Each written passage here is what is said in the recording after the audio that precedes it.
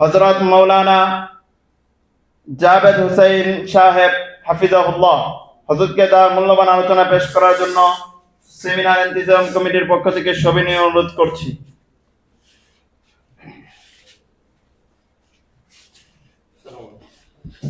আসসালামু আলাইকুম ওয়া রাহমাতুল্লাহ। ইন্নাল হামদুলিল্লাহ ওয়াস সালাতু ওয়াস সালামু আলা মান লা নাবিয়্যা বা'দা, আম্মা বা'দ।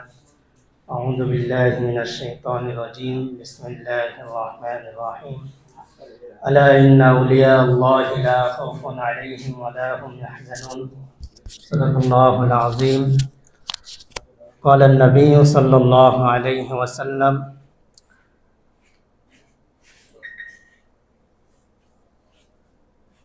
قال النبي صلى الله عليه وسلم إن العلماء ورثة الأنبياء كما قال عليه الصلاة والسلام। অসংখ্য শুকরিয়া আদায় করছি মহান রব্বুল আলামিনের দরবারে, যে মহান রব্বুল আলামিন আমাদেরকে ইশাআতুল ইসলাম ব্রাহ্মণবাড়িয়া কর্তৃক আয়োজিত ফিকরে উম্মাহ সেমিনারে আসতে পেরেছি। আসলে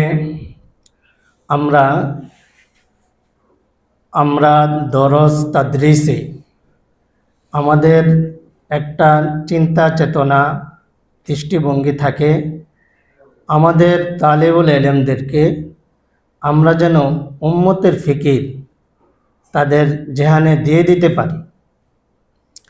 ইশাআতুল ইসলাম ব্রাহ্মণবাড়িয়ার সংগঠনের কর্মীরা আজ এটাই করছেন যে তারা উম্মার ফিকির নিয়ে এই সুন্দর একটি আয়োজন করতে পেরেছেন।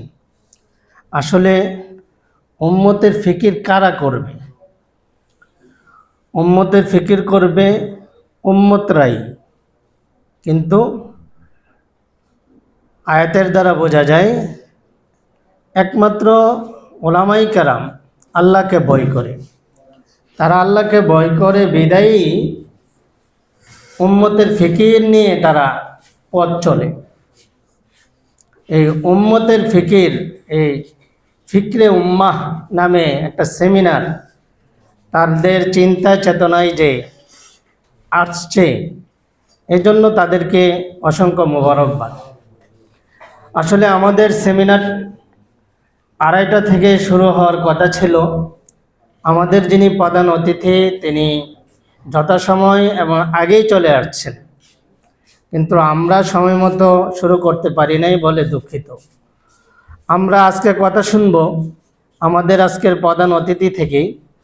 তিনি আমাদেরকে গানগর্ব আলোচনা দিয়ে মুগ্ধ করবেন এবং আমরা ফিকরে উম্মাহ, উম্মতের ফিকির কিভাবে কাজে লাগাতে পারি সেই দিক নির্দেশনা তিনি আমাদেরকে দেবেন।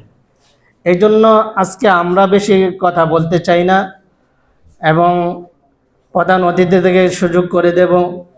আরেকজন আমাদের বড় ভাই এসেছেন, আমাদেরকে অনেক, আল্লামা মুফতি নুরুল্লাহ রহমতুল্লাহি আলাইহির সাহেবজাদা, ওনার কাছ থেকেও আমরা শুনব। এই জন্য সময় যেহেতু কমে যাচ্ছে, আমরা বেশিক্ষণ শুনতে পারবো না, আসরের আজান হয়ে যাবে। এই জন্য আজকে আমাদের প্রধান অতিথি থেকে শুনবো, বেশি সময় যেন শুনতে পারি, এই জন্য আমরা আজকে সময় নেব না।